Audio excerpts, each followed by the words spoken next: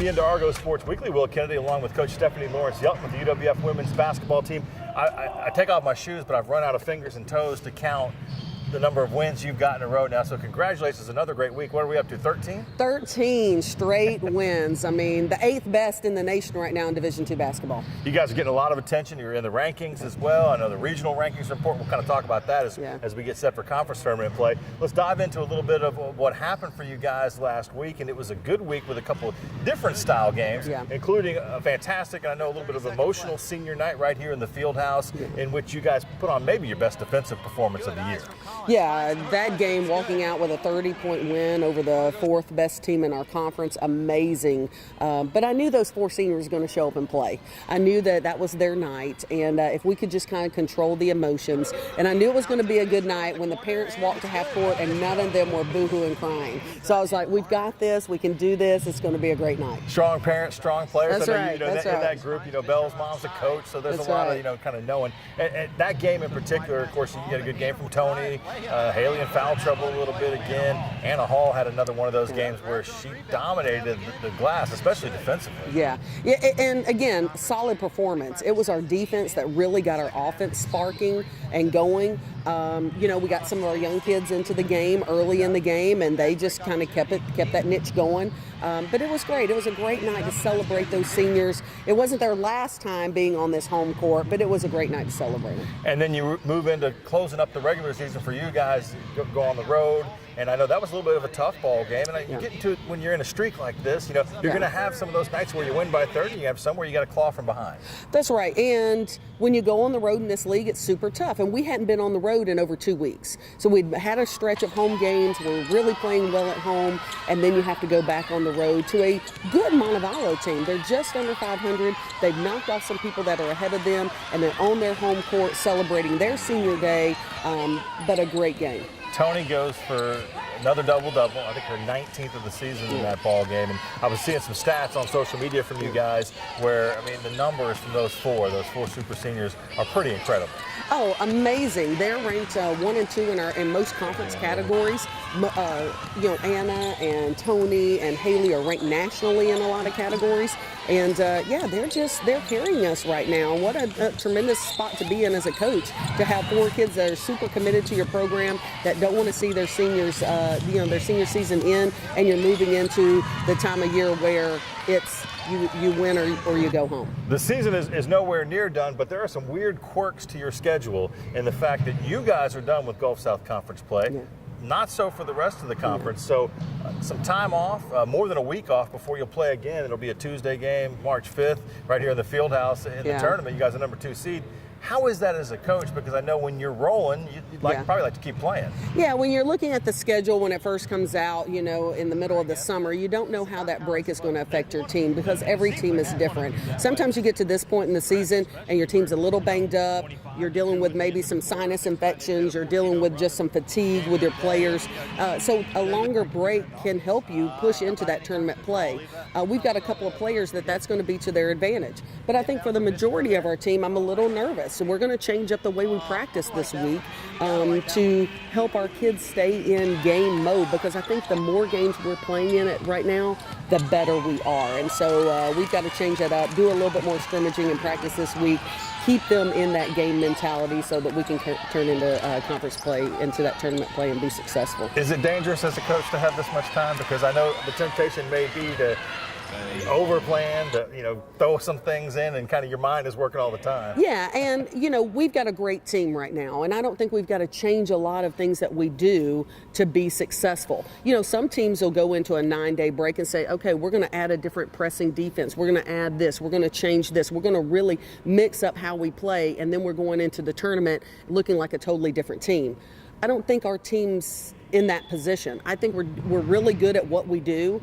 This is who we are, and we're going to stick with what we do and just continue to perfect it. If it ain't broke, don't fix it, as they say. That's right. Now, you guys don't know exactly who you play yet. We have to see the rest of it kind of play out, which I know is an unusual thing. Does it matter at all at this point? It doesn't matter at this point. I look at our team like a racehorse. We've got blinders on, and the reason we have blinders on is because we're focused on our path and the direction that we have to go in. It doesn't matter what everybody else is doing. It doesn't matter who comes in here. We've got to take care of business no matter what that opponent is. We are looking forward to it. Again, 23-4, conference record 17-3, 13 straight wins. Yeah. You guys are rolling right now. March 5th, right here. We'll learn more about the opponent, so keep an eye on GoArgos.com to find out who it's going to be. Congratulations to you on everything that's happened. We're looking forward to a lot more. When we come back, we'll check in with Coach Jeff Burkhammer, wrap up the men's basketball season, and take a look at the swim and dive team in action right here on Argo Sports Weekly. You can't stop it. That undeniable charge. So bright, so loud. It rips through the clutches of mediocrity. It breaks down walls, blazes past old ways of thinking. It's creativity, pure electric energy. What will you do with it? The University of West Florida. No limits. I'll be right back. Hi. You think you're probably sober? Yeah. But you're thinking about taking the back roads home, just in case. If you're probably sober, then why would you do that?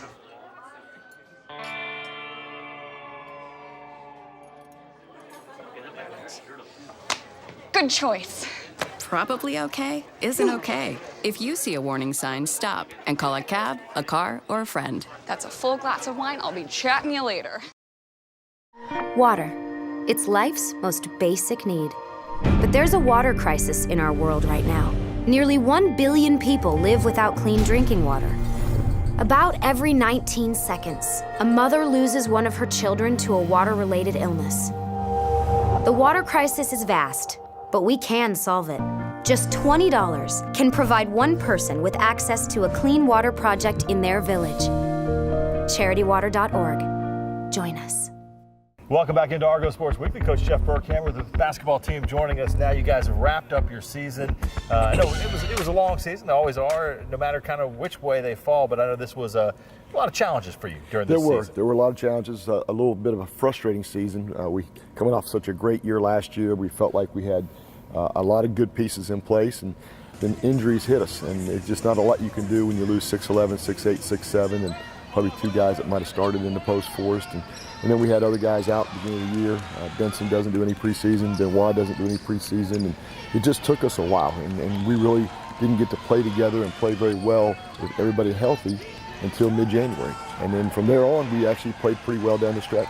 12-16 was the final record. We had 2 games last week. You were at home for one on a Thursday night, and then hit the road for a game, and it kind of tailed 2 different games in this situation. And I think the fact what you were just talking about, Coach, the lack of bodies and having to have guys out there for a long time kind of catches up to you. Well, we finished the year with 8 healthy guys that could actually play, and had some guys even playing out of position a little bit. But really, I was proud of those 8. Those guys hung together. They played really hard and really gave us some good wins down the stretch. We've talked a little bit about those 3 seniors that you had, and Rashawn and Henry and Jared, and we really saw some development from those guys.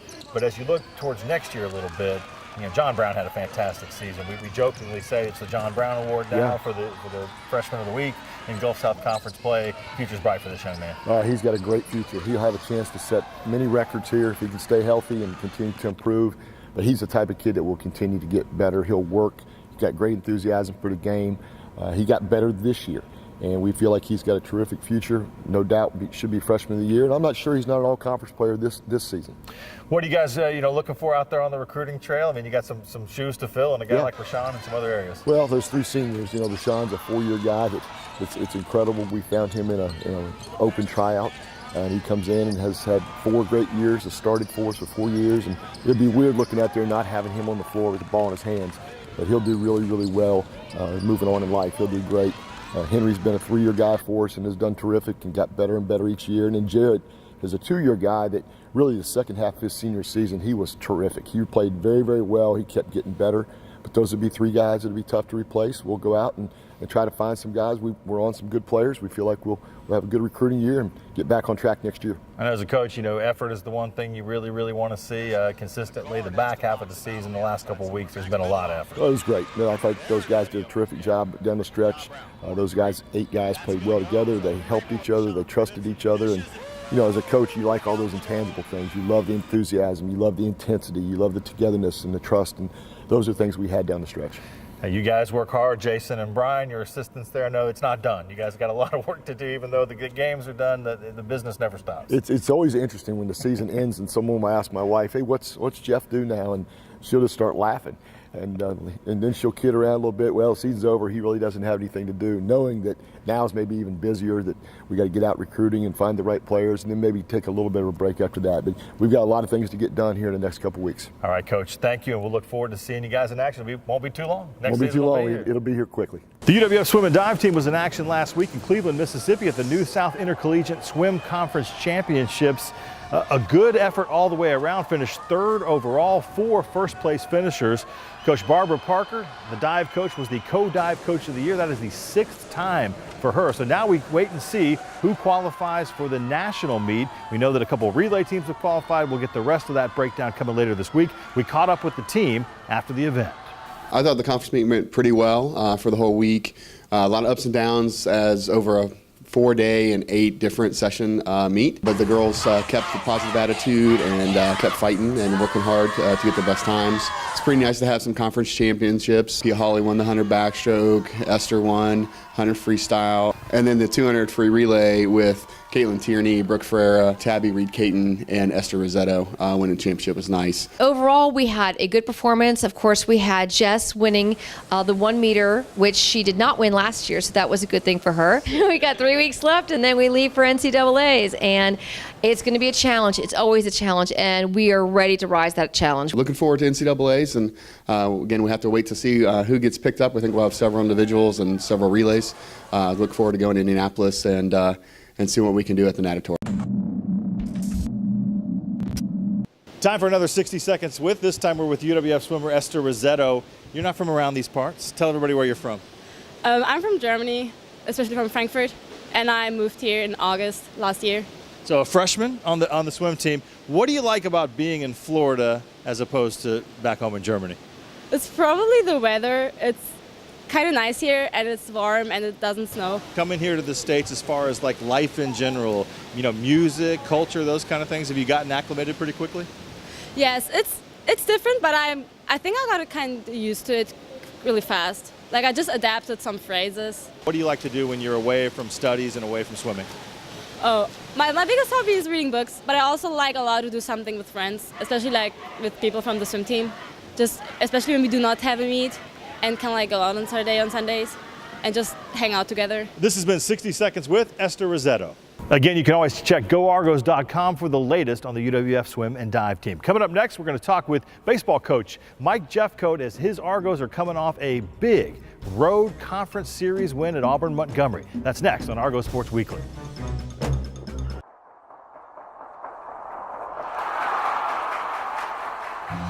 You can't stop it. That undeniable charge. A thunderous spark. So bright. So loud. It cuts through clutter. Rips through the clutches of mediocrity. It breaks down walls. Tears down barriers. And blazes past old ways of thinking.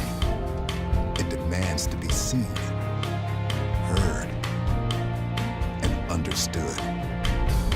It's creativity. Pure electric energy. What will you do with it? The University of West Florida. No limits. Facing life's difficulties takes strength and determination. Whether it's physical challenges or struggles you can't see, it takes strength to ask for help when you need it. Learn how other veterans have reached out and hear their stories of strength and recovery at maketheconnection.net. Welcome back into Argo Sports Weekly. Mike Jeffcoat, men's baseball coach, joins us now. Let's talk a little bit about your weekend. You go up to Auburn Montgomery. It's supposed to go on Friday, but things got pushed back a little with some weather. Yeah, I had to move the weather, moved us around a little bit, but it ended up working out. A lot of the teams are still playing today on Monday because they had to go Sunday, Monday. So we're kind of getting to sit back and, see how those other series pan out. But, unfortunate day on Saturday, let a late lead get away from us, made some mistakes there late, but was able to bounce back and really came out with a lot of energy and swung the bats yesterday. Now, you guys went up there on Saturday, is that correct? Yes. You drove up, so does that impact that at all? Yeah, I guess you could say that could be part of it, but you don't like to use those excuses. It's one of the few trips. It's 2.5, 245 that, if we can save a hotel night, great, and we've done it before, and we got up there early enough to where we could change in the hotel and then go on to the park. So, I don't know. I don't know that it really affected us that much, but, we had Luke and everybody up there stretching our guys out good and just didn't work out. You guys had the lead in the Saturday game. I know as a coach that's a tough one to swallow, but then your team bounces back and turns around and comes back Sunday. You kind of never know how that Saturday will impact you. You come back and the bats are on fire. Yeah, and the disappointing thing as a coach is when you feel that your guys aren't totally locked in or their energy level is not matching that of the opponent. And I thought AUM's energy was outstanding on Saturday. And really, we didn't get anything going until late in the game when we got behind in terms of energy. So we really talked about that Sunday and, told them we have to come out there with that energy and make it like they're making it, which is a big series, and it should be. And, they started swinging it. You get the bats going, and you had some good pitching on Sunday as well, including some swing and miss kind of stuff out of one of your starters. Yeah, and Jared Hatch started on Saturday. I think he gave us 5 innings, a couple runs. Wasn't as sharp as he was last weekend, but certainly good enough to put us in a position to win. The relievers weren't quite as sharp, but again, Middleton was the bad luck pitcher on the mound when we had a miscue in the outfield and so forth, and they took advantage of that. On Sunday, though, Rossi threw a good 5 innings for us. He got a lead and, only had 2 walks, but, for a freshman, showed good poise. Wasn't his best stuff, but found a way to get us 5. And then Mills really picked us up big time there in relief, even though we had, a decent lead. You don't want to let him get back. And then Andrew Vacascio in game 2, I think he had 12 strikeouts in 5 innings. Just, lights out. The guy that we thought he was going to be when we brought him in here as a senior transfer.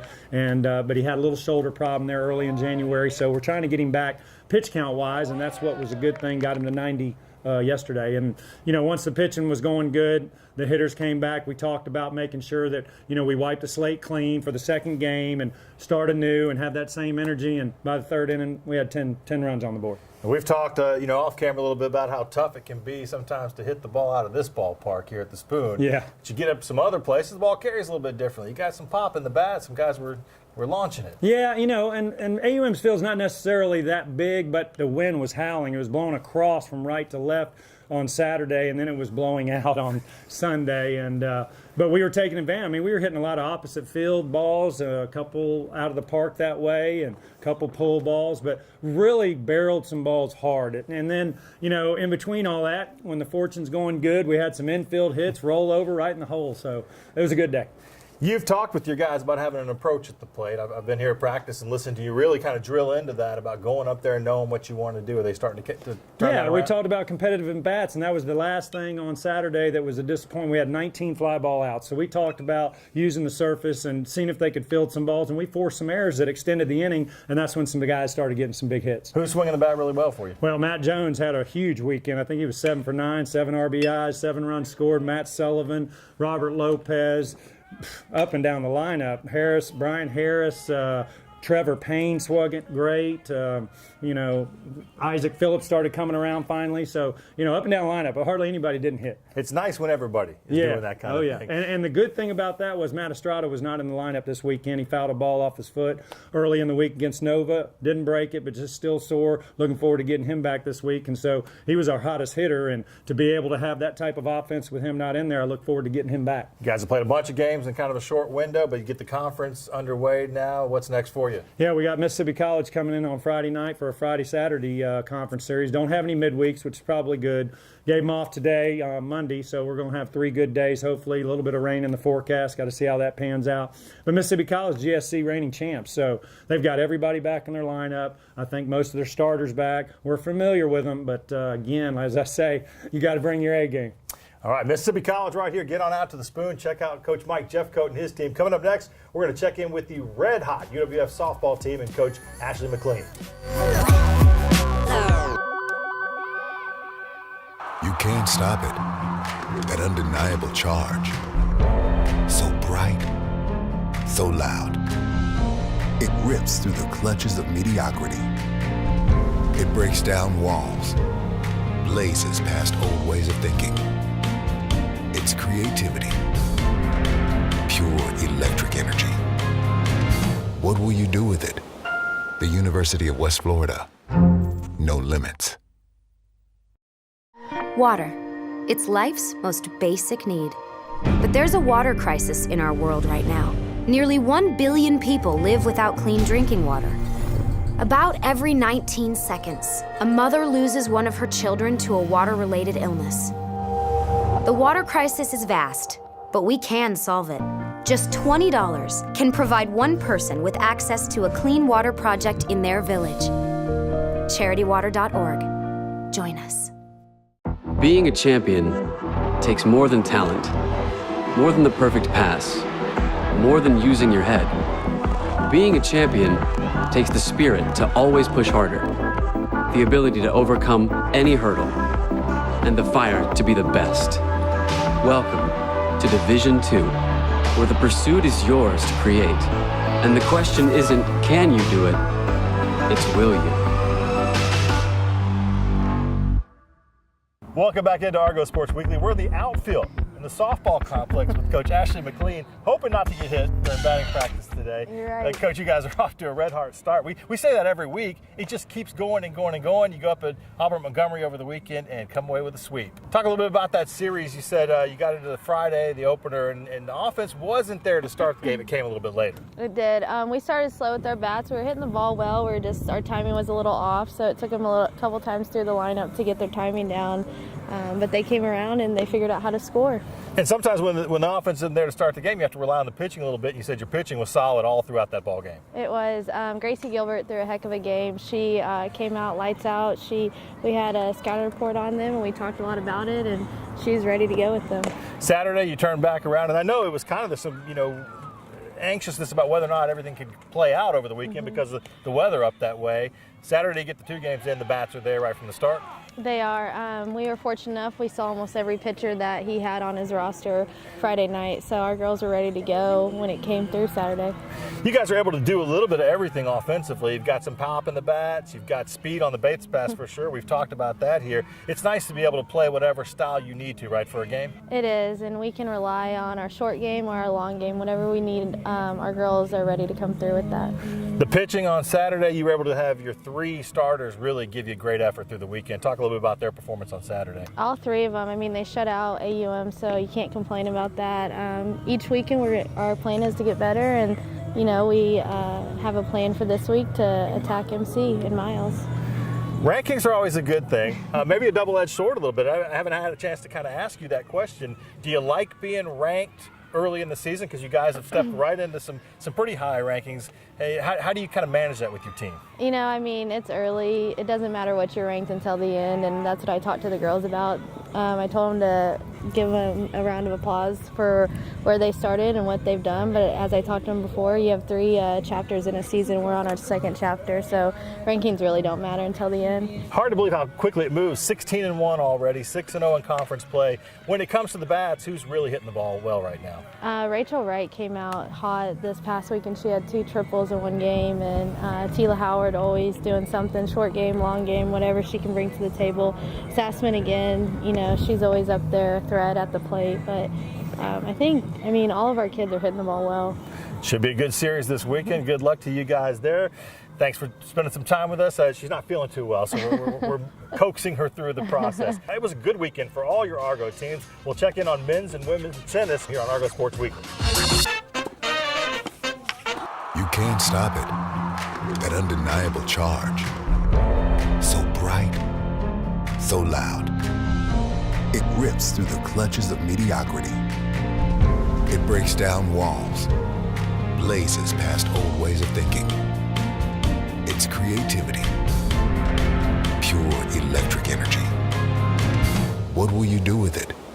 The University of West Florida. No limits.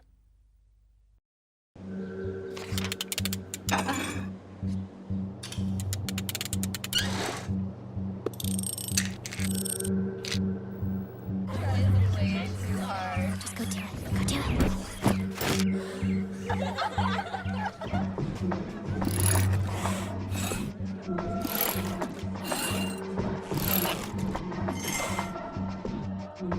If you're not in control, then who is? Live above the influence.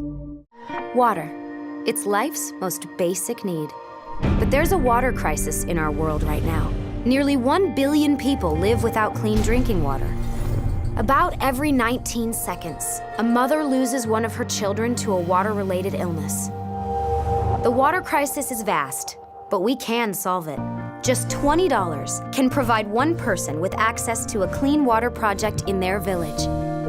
CharityWater.org. Join us. Welcome back into Argo Sports Weekly. We're here at the tennis complex with Coach Derek Racine from the men's and women's tennis programs, Road Warriors. You guys, last time we talked to you, we're getting ready to go out on the road and play some matches in a couple different places, and it all went pretty well. Yeah, it's a tough road trip. We had to travel up to Auburn, Montgomery. Always got a tough squad. Played up there, and the weather was iffy all week, but we got that in. Then from there, we traveled up to Lee, and it was raining all day. So we ended up, luckily, getting some courts in Chattanooga, headed down to Rome, Georgia to play shorter on the way home.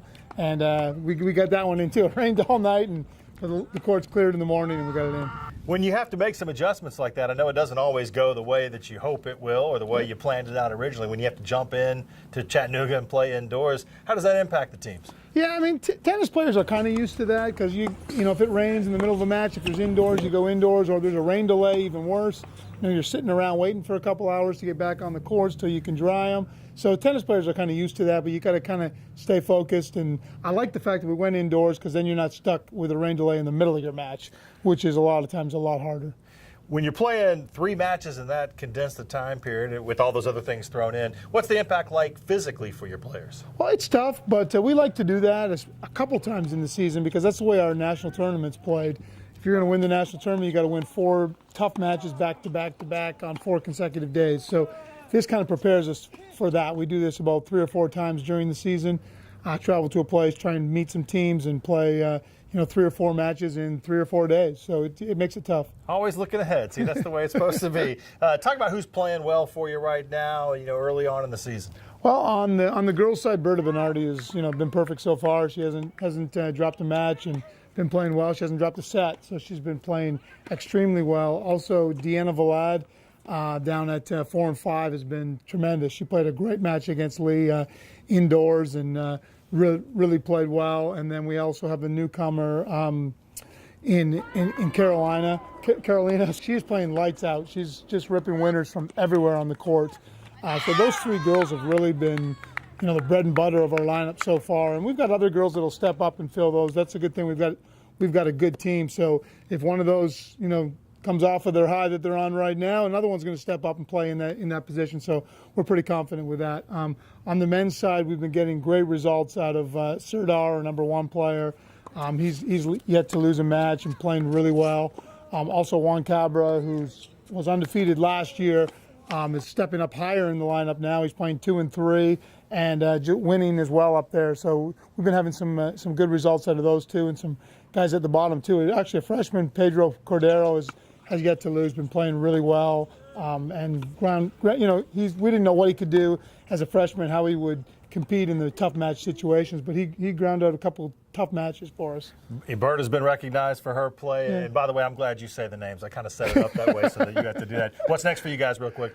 We've got a tough match, actually. We've got this week to train and hopefully get some practice in around the rain, and then we've got a home match against West Alabama on Sunday at 10, and they're actually very good. They're probably, it's going to be a toss-up between them and Valdosta and us on both the men's. On the men's side especially, those 3 teams are very tough. And on the women's side, I think between us and West Alabama got to be the 2 favorites right now on the women's side. So this match is very important to set up conference seedings and that kind of thing, as well as regional rankings. So it's always a tough one. And here's a look at what's coming up on the Argos schedule for this week. And remember, you can always check in online at goargos.com. We thank you for being here. Thanks to Coach Racine, Coach McLean, Coach Jeffcoat, Coach Yelton, Coach Burkhammer, and the rest of a cast of thousands. We appreciate you watching. You can always keep up with things both online and on air here on Argo Sports Weekly.